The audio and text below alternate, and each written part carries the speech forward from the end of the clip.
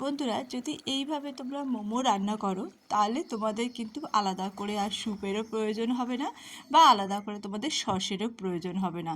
খেতে কিন্তু দুর্ধর্ষ লাগে, ভীষণ সোজা বানানো আর খুব তাড়াতাড়ি হয়ে যায়। তো চলো কিভাবে বানাবে দেখে নাও। প্রথমে আমি পরিমাণ মতো ময়দা নিলাম আর তার সঙ্গে আমি 2 চামচ মতো কর্নফ্লাওয়ার দিয়ে নিয়েছি, আর দিয়ে নিয়েছি নুন আর সামান্য সাদা তেল। এই দিয়ে আমি ময়দাটাকে ভালো করে মেখে নেব। আর একটু সুন্দর করে মাখতে হবে, মেখে আমি একটুখানি রেস্টে রেখে দেবো। তো দেখো আমার ময়দা কিন্তু প্রায় মাখা হয়ে এসছে। তো আমি এবার এটাকে একটুখানি ঢাকা দিয়ে রেস্টে রেখে দেবো, ততক্ষণ আমি মোমোর ভিতর যে স্টাফিংটা সেটা বানিয়ে নেব। তো প্রথমে এখানকার চিকেনটা কিন্তু খুব ভালো করে পিষে নিতে হবে, যেরকম আমি ভালো করে মিক্সিতে পিষে নিয়েছি। এইবারে এর মধ্যে আমি পরিমাণ মতো পেঁয়াজ, আদা, রসুন কোড়া, পরিমাণ মতো নুন, একটু সয়া সস দিয়ে নিলাম, পরিমাণ মতো চিলি সস দিয়ে নিয়েছি, একটু ভিনিগার দিয়ে নিয়েছি, গোলমরিচ দিয়েছি। এই দিয়ে কিন্তু আমি ভালো করে চিকেনটাকে মেখে নেব। তো আবার দেখো চিকেনটা মাখা হয়ে গেছে। এইবারে আমি যে আটাটা মেখেছিলাম সেটা আর একবার আমি ভালো করে হাতে মেখে নিয়ে তারপরে আমি এটাকে পিস পিস করে নেব। তো এরপরে দেখো আমার মাখা হয়ে গেছে, আর একটু ভালো করে মেখে নিলাম। এরপরে আমি 3টে লেচি বানিয়ে নিয়েছি। আমি এইভাবে করেছি, তোমরা তোমাদের ইচ্ছা মতো কিন্তু বানাতেই পারো মোমো, তোমাদের চয়েস অনুযায়ী। তো দেখো আমি প্রথমে একটা বড় রুটি বেলে নিয়েছি, এখান থেকে একটু পাতলা করেই বেলতে হবে। আর একটা গ্লাসের সাহায্যে আমি ছোট ছোট ছোট ছোট পিস করে নিয়েছি। এটা আমার বানাতে সোজা হয়েছে বলেই আমি তোমাদেরকে দেখিয়েছি, তোমরা আলাদাভাবে বানাতে পারো, তোমরা আর একটু বড় করতে পারো। আমি একটু বড় ছোট মিলিয়ে করেছি। তো এইভাবে আমি সমস্ত মোমোর পিসগুলো বানিয়ে নিয়েছি। তো এরপরে আমি কি করব, এখান থেকে আমি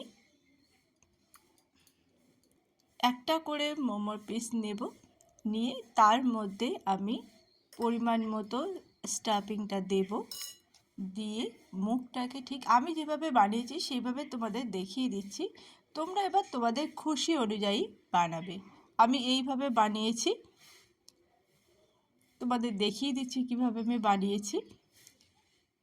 ভালো করে এইভাবে মোমোর মুখগুলো আটকে দেবে দিয়ে, আর আমি এই ডিজাইনটা বানিয়েছি।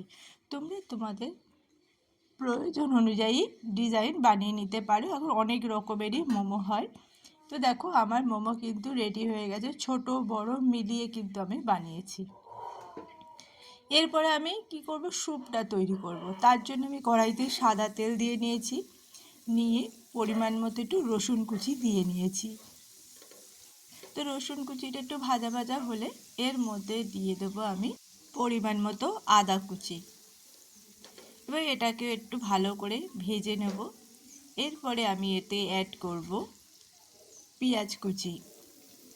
তোমরা তোমাদের স্যুপে যা খুশি দিতে পারো, আমি একটুখানি দিয়ে দিলাম ক্যাপসিকাম কুচি। এইটা দিয়ে আমি একটু ভালো করে ভেজে নেব।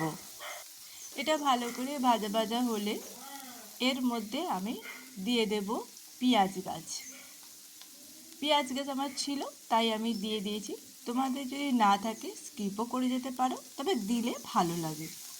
তো পেঁয়াজ গাছ দিয়ে আমি ভালো করে আবার একটু নাড়িয়ে নিলাম, নিয়ে পরিমাণ মতো দিয়ে দিলাম নুন, soya sauce, vinegar, chilli sauce. এরপরে দিয়ে দেবো টমেটোর সসটা একটু বেশিই দেবো, কারণ একটু মিষ্টি মিষ্টি লাগবে, ভালো লাগবে। তো এইভাবে আমি ভালো করে নেড়ে নিচ্ছি। এর মধ্যে দিয়ে দিলাম গোলমরিচ গুঁড়ো, আর দিয়ে দেবো একটু কাশ্মীরি লঙ্কার গুঁড়ো, যাতে মানে কালারটা খুব সুন্দর আসে। তো হয়ে গেল আমার স্যুপের জন্য সব কিছু রেডি। এবারে পরিমাণ মতো জল দিয়ে দিলাম। তো বন্ধুরা, কেমন লাগছে আমার রেসিপিটা অবশ্যই জানিও। যদি ভালো লাগে তাহলে লাইক, কমেন্ট আর শেয়ার করে দিতে ভুলো না। তোমাদের ভালোবাসায় আমি এগিয়ে যেতে পারছি, তোমরা এতটা ভালোবাসা দিচ্ছ বলে এগিয়ে যেতে পারছি। তো দেখো আমার এই স্যুপটা কিন্তু ফুটে উঠেছে। এরপরে আমি দিয়ে দেবো এক এক করে সমস্ত মোমোগুলো। এই মোমোগুলো দিয়ে 10 থেকে 15 মিনিট ফোটালেই কিন্তু মোমো রেডি হয়ে যায়, বেশিক্ষণ সময় লাগে না। মোটামুটি 10 মিনিট ফোটালে যথেষ্ট। দেখো আমি সমস্ত মোমোগুলো দিয়ে দিলাম এর মধ্যে, দিয়ে একটুখানি নাড়িয়ে নিয়ে এবার ঢাকাটা আমি দিয়ে দেবো। এবার মিনিট 10 মতো ফুটলেই কিন্তু মোমো রেডি হয়ে যায়। তো দেখো কতটা লোভনীয় হয়েছে, কতটা সুন্দর হয়েছে, খেতে তার থেকেও বেশি সুন্দর হয়েছে, আর বানানো কিন্তু ভীষণ সহজ। একবার অন্তত বানিয়ে রিভিউ দিও।